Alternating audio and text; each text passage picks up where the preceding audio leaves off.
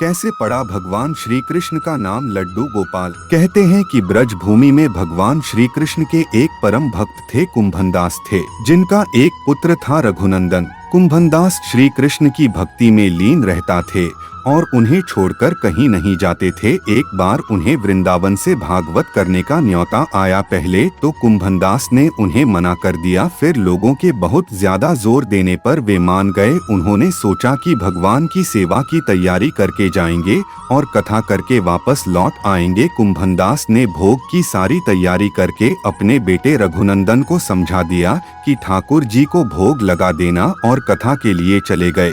रघुनंदन ने भोजन की थाली ठाकुर जी के आगे रखी और उनसे भोग लगाने का आग्रह किया।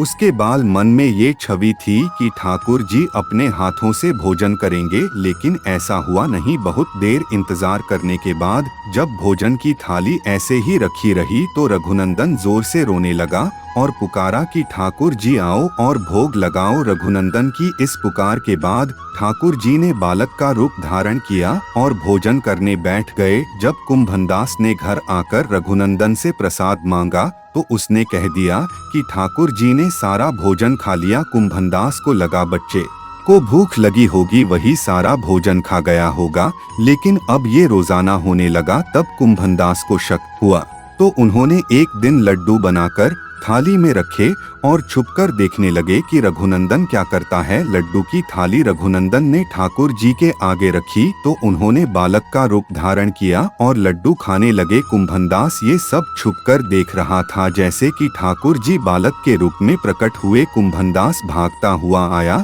और प्रभु के चरणों में गिरकर विनती करने लगे। उस समय लड्डू गोपाल के एक हाथ में लड्डू था और दूसरे हाथ का लड्डू मुंह में जाने ही वाला था, लेकिन इतने में वे जड़ हो गए। उसके बाद से ही उनके इस रूप की पूजा की जाती है।